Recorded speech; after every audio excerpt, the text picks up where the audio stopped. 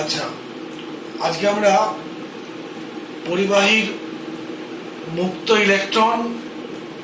ইলেকট্রনের বিচলন বা অনুপ্রবাহ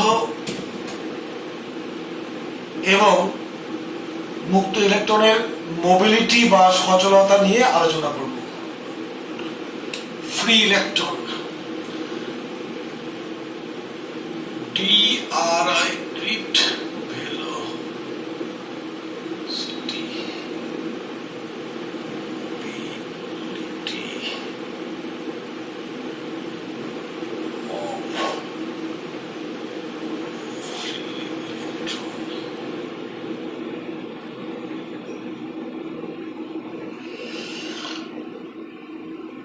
free electron বা মুক্ত ইলেকট্রন। প্রথমে মুক্ত ইলেকট্রন কি জানবো। আমরা জানি ধাতব পদার্থগুলো তড়িৎ প্রদান করতে পারে। ধাতব পরিবাহীর দুই প্রান্তে বৃহৎ প্রবাহ অ্যাপ্লাই করলে কি হয় না, পরিবাহীর থাকা মুক্ত ইলেকট্রনগুলো নিম্ন বিভব থেকে উচ্চ বিভবের দিকে এগিয়ে যায়। এখন মুক্ত ইলেকট্রন কারা?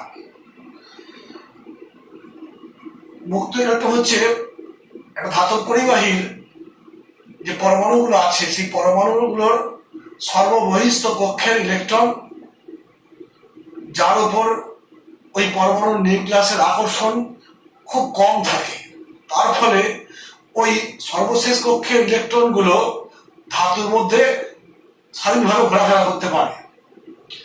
এই সর্ববহিস্থ কক্ষের ইলেকট্রনগুলো কি বলা হয়? মুক্ত ইলেকট্রন বা ফ্রি ইলেকট্রন। অর্থাৎ ধাতব পরিবাহীর সর্ববহিস্থ কক্ষের ইলেকট্রনগুলো কি মুক্ত ইলেকট্রন বলা হয়। মুক্ত ইলেকট্রন, আর একবার বলছি, ধাতব পরিবাহী যেমন রূপো, অ্যালুমিনিয়াম, তামা, এই সমস্ত ধাতুগুলোর ক্ষেত্রে পরমাণুর সর্ববহিস্থ কক্ষের ইলেকট্রন গুলির ওপর পরমাণুর নিউক্লিয়াসের আকর্ষণ প্রভাব খুব কম থাকে।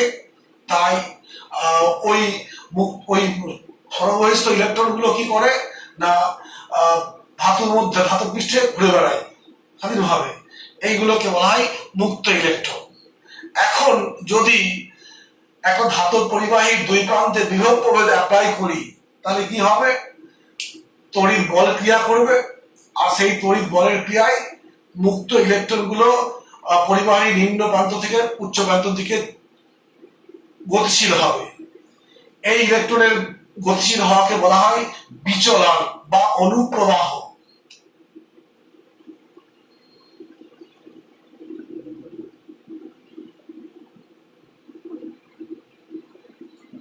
ইংরেজি বলা ড্রিফট, DRIFT। কাকে বলে বললাম? যে পরিবাহীর দুই প্রান্তে বৃহৎ প্রভেদ অ্যাপ্লাই করলে পরিবাহীতে থাকা মুক্ত ইলেকট্রনগুলো নিম্ন বিভাগ থেকে উচ্চ বিভাগ দিকে গতিশীল হয়। আর এই গতিশীল ইলেকট্রনগুলোর গতিশীলতাকে বলবো বিচলন বা বিচলন বা অনুপ্রবাহ।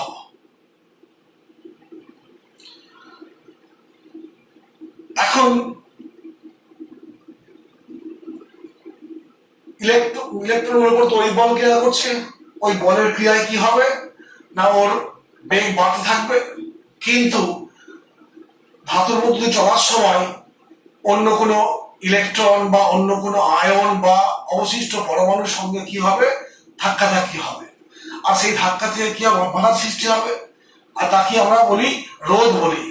ঠিক আছে, এখন দেখা যাবে কি, পরে আমরা দেখবো যে ওর বেগ বাড়বে, বাধা বাড়বে, বেগ বাড়বে, বাধা বাড়বে। একটা সময় কি হবে? এই তড়িৎ বল যে ত্বরণ সৃষ্টি করছিল, সেই তড়িৎ বল এবং বাধা বল সমান হয়ে যাচ্ছে, দিয়ে একটা স্থির মানের বেগ নিয়ে ইলেকট্রনগুলো চলছে। এই স্থির মানের বেগকে বলবো ড্রিফট ভেলোসিটি বা অনুপ্রবাহ বেগ।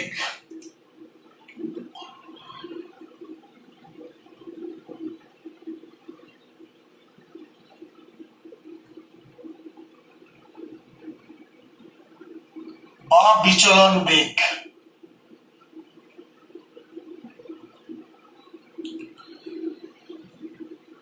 তো তো দেখলাম যে ইলেকট্রনগুলো যখন চলছে অন্য পরমাণুর জন্য কি হচ্ছে, বাধা পাচ্ছে চলাচলে, আর সেখান থেকে রোধের উৎপত্তি হচ্ছে। এবার যদি তাপমাত্রা বাড়ানো হয় তাহলে ওই অন্য পরমাণু বা আয়নগুলো কম্পিত হয় উত্তাপে, তার ফলে কি বেশি বাধা পাই, বেশি রোধ সৃষ্টি হয়। এই দিকটা গেল। এখন আমরা এই ড্রিফট ভেলোসিটির রাশিমালা নির্ণয় করব। ড্রিফট ভেলোসিটির রাশিমালা নির্ণয় করব কাকে বলে বললাম?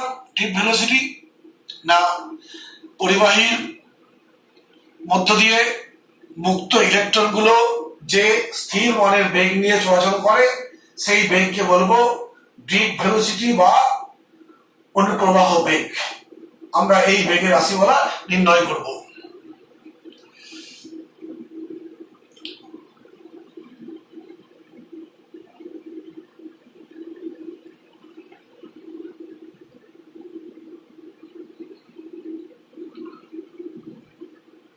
অনুপ্রবাহ বেগ, ফার্স্টে একটা পরিবাহী তার নিলাম। এটা এই তারটার প্রস্থচ্ছেদ হচ্ছে এ। পরিবাহীর প্রস্থ ছেদ হচ্ছে এ। পরিবাহীর মধ্যে একক আয়তনে ইলেকট্রন সংখ্যা মানে মুক্ত ইলেকট্রন সংখ্যা n। অনুপ্রবাহ বেগ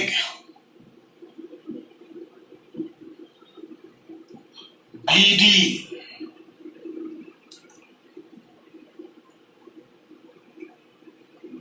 আর কি বলবো, ইলেকট্রনের আধান জানি আমরা ই। ইলেকট্রনের আধান হচ্ছে ই। ধরলাম পরিবাহীর এইখান থেকে এই অংশটার দৈর্ঘ্য ভিডি। এখানে একটা অংশ নিলাম।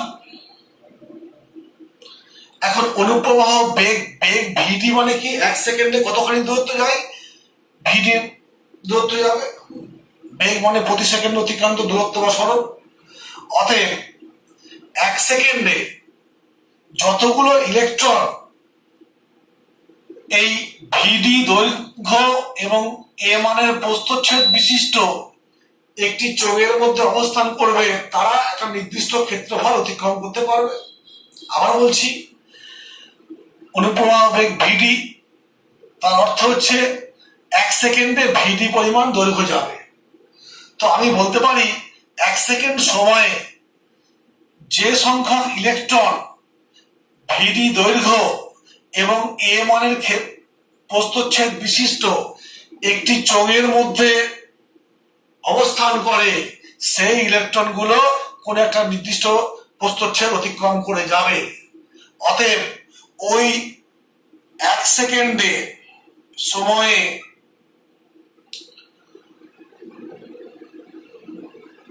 অন্তর্ভুক্ত চোঙের আয়তন কত হবে, ভিডি ইন্টু এ। অতএব ওই চোঙে মধ্যে ইলেকট্রন সংখ্যা কত হবে,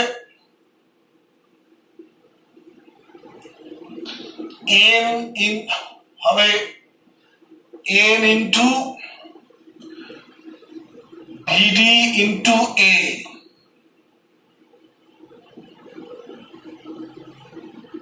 এটা মানে দেখতে পাওয়া যাচ্ছে না? ঠিক আছে। ওই সংখ্যক ইলেকট্রনের আধান, একটা যেহেতু আধান ইলেকট্রনের ই, অতএব এতগুলো ইলেকট্রন আধান কি হবে, N E V D A. আবার এই পরিমাণ আধান যেহেতু এক সেকেন্ডে অতিক্রম করেছে, অতএব এটাই কি হবে, প্রবাহ মাত্রা। প্রবাহ মাত্রা মানে হচ্ছে প্রতি 1 সেকেন্ডে অতিক্রান্ত বা চলমান আধানকে বলবো প্রবাহ মাত্রা। অতএব প্রবাহ মাত্রা I সমান NVDA, এটাই হচ্ছে প্রবাহের রাশিমালা। এখান থেকে VD মানে কি হবে? VD মানে হবে NEI/A।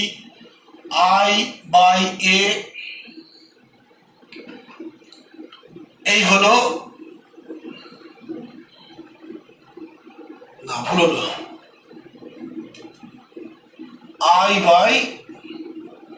VD হচ্ছে I/NEA। এটাই হচ্ছে ডিপ ভেলোসিটি রাশিমালা, ডিপ ভেলোসিটি। এখন এই I/J কে ক্ষেত্রফল, একে বলা হয় প্রবাহ ঘনত্ব, কারেন্ট ডেনসিটি, প্রবাহ ঘনত্ব। একে জে দিয়ে প্রকাশ করা হয়, একে জে দিয়ে প্রকাশ করা হয়। তাহলে এইখান থেকে লিখতে পারি VD সমান J/NE অথবা J সমান NEVD। ওকে, এই হলো কারেন্ট ডেনসিটির সঙ্গে বিভব ডিপ ভেলোসিটি সম্পর্ক। এখন লক্ষ্য দেখো, এই ভিডি হচ্ছে একটা ভেক্টর, বেগ রাশি, গতিবেগ। অতএব এই দুটো স্কেলার, তাহলে এটা একটা ভেক্টর হতে হবে, এটা সম্পর্ক তৈরি হয় না। অতএব কারেন্ট ডেনসিটি একটা কি ভেক্টর রাশি। অতএব এটাকে আমি যদি মানে ভেক্টরিক্যালি প্রকাশ করতে পারবো, এটা ভেক্টর সমান NE সমান VA। আবার লক্ষ্য দেখো, এখান থেকে আমরা বলতে পারি JA সমান I। ওই জন্য ক্যালকুলাসে লেখা হয় যে I সমান ইন্টিগ্রেশন J.DA। তাহলে আমরা দেখতে পেলাম এখান থেকে যে ডিপ ভেলোসিটি রাশিমালা পেয়ে গেলাম। ডিপ ভেলোসিটি VD সমান INA। এখান থেকে আমি পাচ্ছি এই একটা ফর্ম। এটাকে প্রবাহ ঘনত্ব বা কারেন্ট ডেনসিটি বলা হয়। কারেন্ট ডেনসিটি মানে I/J ইত্যাদি। এবার আমরা অন্যদিকে যাচ্ছি, মোবিলিটি। এখানে কি পেলাম আমি ইকুয়েশন? VD সমান INEA, VD সমান INEA ইত্যাদি। এখন মোবিলিটি অফ ইলেকট্রন।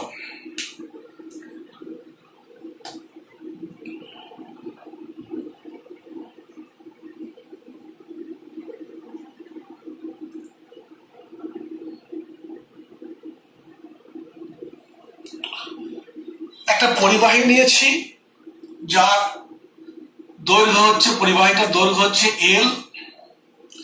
এর দুই প্রান্তে একটা বিভব প্রভেদ অ্যাপ্লাই করেছি, V, পোটেনশিয়াল ডিফারেন্স কত V। এখন যখন আমরা স্লিপ তড়িৎ করব, তখন দেখব যে এই পরিবাহীর দুই প্রান্তে V মানের বিভব প্রভেদ অ্যাপ্লাই করার জন্য এইখানে যে তড়িৎ ক্ষেত্র সৃষ্টি হবে, সেই তড়িৎ ক্ষেত্র ইটা হবে তড়িৎ ক্ষেত্র E সমান V/L হবে। এখানে ভিটা কি বিভব পার্থক্য, বা পোটেনশিয়াল ডিফারেন্স। কি বললাম? L দৈর্ঘ্যের পরিবাহীর দুই প্রান্তে V মানের বিভব পার্থক্য প্রয়োগ করলে এই অঞ্চলে যে তড়িৎ ক্ষেত্র সৃষ্টি হয় সেটা কি E সমান V/L। এখন এই তড়িৎ ক্ষেত্রের জন্য আধানগুলো বল লাভ করে, অতএব তড়িৎ বল কি হবে? তড়িৎ বল F সমান E আধানের মান ইন্টু তড়িৎ ক্ষেত্র, অর্থাৎ EV/L। এখন বল ক্রিয়াশীল হয়েছে, অর্থাৎ আধানগুলো একটা ত্বরণ লাভ করবে। সেই ত্বরণটা কত হবে? ত্বরণ হবে A সমান F/m। এমটা হচ্ছে ইলেকট্রনের ভর। অতএব এখান থেকে বলতে পারি যে E/m। এই হলো ত্বরণ। এই ত্বরণের জন্য আধানগুলো কি হবে? গতিশীল হওয়ার সঙ্গে সঙ্গে বেগ বাড়বে। এখন পরীক্ষা দেখা যাচ্ছে বেগ যেমন বাড়ছে ও তো পরিবাহীর মধ্য দিয়ে যাচ্ছে, যাওয়ার সময় কি হচ্ছে অন্য পরমাণু বা আয়ন দ্বারা বাধা পাচ্ছে। তো বলছি যে যত বেশি বেগ বাড়বে ওর বাধার মান তত বাড়বে। ঠিক যেমন আমরা 11-এ সান্দ্রতা বা ভিসকোসিটি পড়েছি, ঠিক সেরকম বেগ বাড়বে ওর বাধা বলটাও বাড়বে, এবং একটা সময় কি হবে ওর যে তড়িৎ বল যে কারণে তোমার ত্বরণ সৃষ্টি হচ্ছে সেই তড়িৎ বল ও বাধা বল সমান হয়ে যাবে।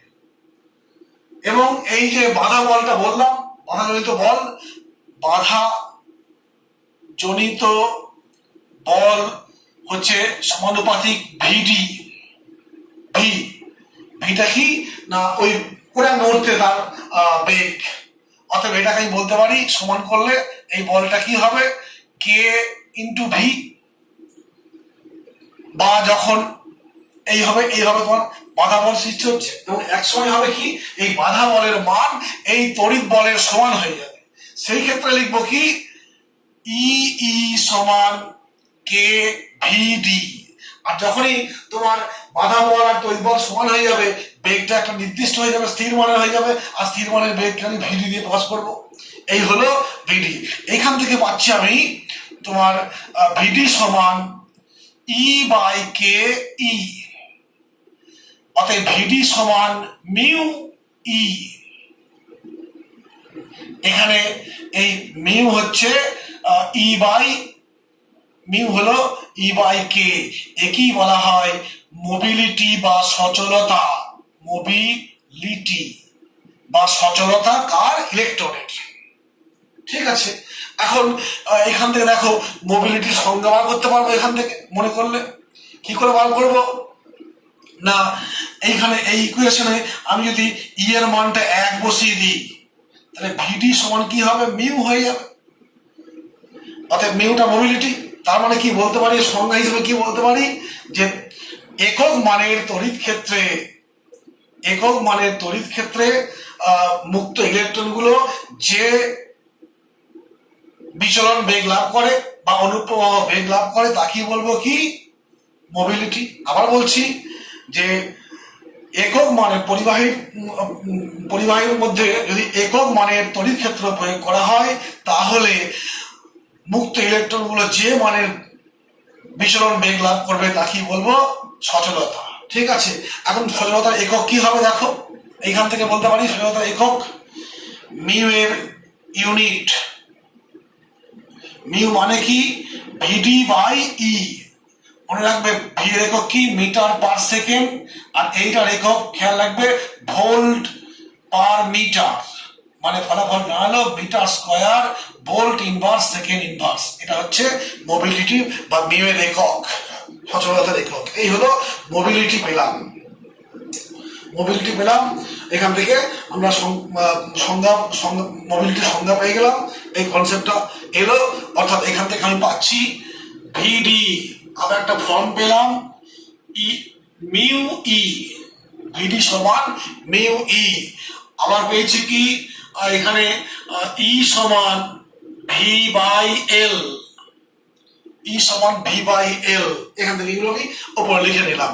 ওকে, আচ্ছা, এইবারে আমরা করব কি এই কনসেপ্ট থেকে এই যে মোবিলিটি শিখলাম আজকে, মোবিলিটি, তারপরে তোমার কি পেলাম মোবিলিটি, ওদিকে অনুপ্রবাহ, এই যে ওগুলো পেলাম রাশিমালাগুলো, এইখান থেকে আমি ওখানে আছে ওই রোধাঙ্ক, পরিবাহিতাঙ্ক বা ওহমস লয়ের ভেক্টর রূপ নির্ণয় করব এই কনসেপ্ট থেকে।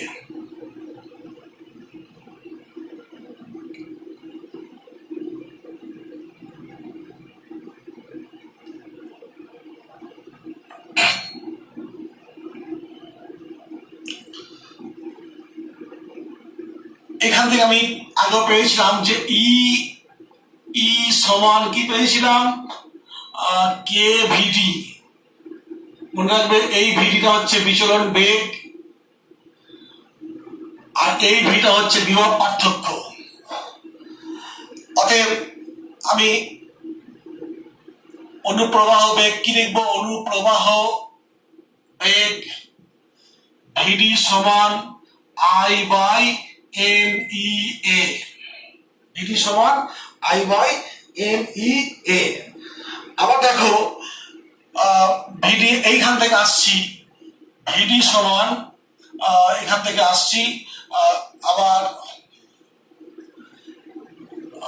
কে ভিডি সমান ই ইন্টু এইটা, এটাকে বলতে পারি ই ভি বাই এল। অতএব ভিডি সমান ই ভি বাই কে এল।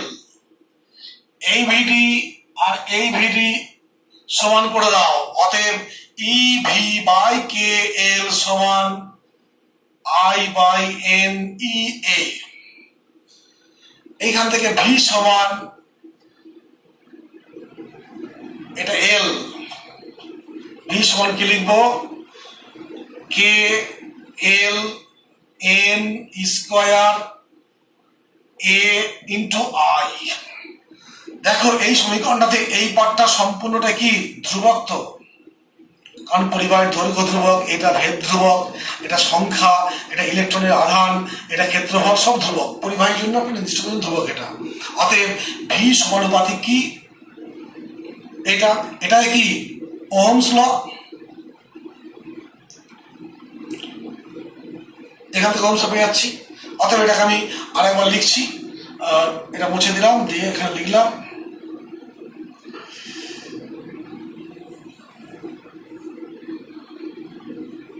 আবার বলতে পারি ভি সমান কি আর ইন্টু আই।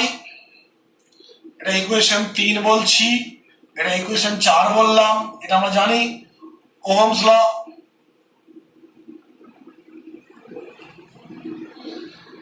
অতএব এই দুটো থেকে পাচ্ছি আর সমান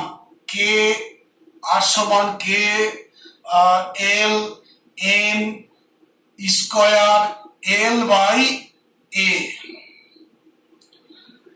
এ পাশে লিখছি আবার, দেখো পেয়েছি রো মানে কি, কে আর মানে কি রো এল বাই এ। এটাকেই বলছি ইকুয়েশন 4, এটা 5, এটা ইকুয়েশন 6। তুলনা করলে কি হবে, 5 ও 6 থেকে কি পাবো, এটা পেয়েছি থেকে, এটা পেয়েছি 3 এবং 4 থেকে, 3 ও 4 থেকে, এটা 5 থেকে, 5 পাবো কি বলো দেখি, রো সমান কে, এটা ভুল হচ্ছে একটু, কে এল, তো এলটা রেখেছি, আর সমান কে, এটা হয়েছে কে এল এটা। আচ্ছা, তাহলে আমি লিখবো কে এন স্কোয়ার। অতএব পরিবাহিতাঙ্ক কি হবে 1 বাই রো, এটা পদাঙ্ক, পরিবাহিতাঙ্ক উল্টো, মানে হচ্ছে এন স্কোয়ার বাই কে। বুঝতে পারছি, আধান ইলেকট্রন সংখ্যা বাড়লে বাড়ে কি হবে, পরিবাহিতাঙ্ক বাড়ে। ইলেকট্রন সংখ্যা বাড়া মানে কি, মুক্ত ইলেকট্রন বেশি, আর মুক্ত ইলেকট্রন বেশি মানে ভালো পরিবাহী, সেগুলো উন্নত পরিবাহী। অর্থাৎ এখান থেকে আমি পেয়ে গেলাম, কি পেলাম, যে রো এর মানটা পেলাম, রো কত পেলাম, কে এন স্কোয়ার, আর পরিবাহিতাঙ্ক কি পেলাম, পরিবাহিতাঙ্ক এন স্কোয়ার বাই কে। এই হলো দুটো জিনিস গেল। ওহমের সূত্র আমি এখান থেকে আমি ওহমের সূত্রের ভেক্টর রূপ পাবো। অর্থাৎ এইগুলো আমি শুধু সংখ্যা জানতাম, আজকে রাশিমালা কি পেয়ে গেলাম, কি রোধাঙ্ক, পরিবাহিতাঙ্ক, এগুলো সব পেয়ে যাচ্ছি মোটামুটি। এই যা পেলাম কনসেপ্ট থেকে, একটু বই দেখে নেবে, তাহলে আর ক্লিয়ার হয়ে যাবে। এইবার ওহমস ল এর ভেক্টর সম্পর্কটা আমি বার করব। শুরুতে বলেছিলাম vector form of Ohm's law. শুরুতে বলেছিলাম কারেন্ট ডেনসিটি মানে হচ্ছে প্রবাহ ঘনত্ব, ডেনসিটি এটা সমান কি I by A, current density I by A, প্রবাহ ঘনত্ব current density I by A. এইখান থেকে আমি পাচ্ছি আই সমান জে এ। আবার ভি সমান আই আর আমি জানি, ভি সমান আই আর জানি, অতএব মানটা বসিয়ে দেওয়া হোক। ভি মানে কি? ভি মানে হচ্ছে এল ইন্টু ই। ভি সমান এখান থেকে আসছি, এইখান থেকে ভি সমান L into E. R I সমান কি লিখবো? আই সমান হচ্ছে জে এ। আর এটা হচ্ছে, এটা মানে কি বলবো, জে এ, এটা হচ্ছে রো, রো এল বাই এ। ঠিক আছে, অতএব এল এল কাটলো, এ এ কাটলো, এখান থেকে কি পড়ে থাকলো? ই সমান জে ইন্টু রো, বা ই সমান জে ইন্টু 1/σ, বা জে সমান সিগমা ইন্টু ই। যেহেতু ই একটা ভেক্টর, তড়িৎ ক্ষেত্র ভেক্টর, যে একটা ভেক্টর কারেন্ট ডেন্সিটি ভেক্টর, এটা একটা স্কেলার, অতএব এটাকে আমি ভেক্টর ফর্মে কেমন লিখবো? সিগমা ই, এটা এটা, এটাই হচ্ছে ভেক্টর ফর্ম। তাহলে আমরা এই বলে চলে এলাম ওহমস ল এর ভেক্টর সম্পর্ক। আজকে এই পর্যন্ত।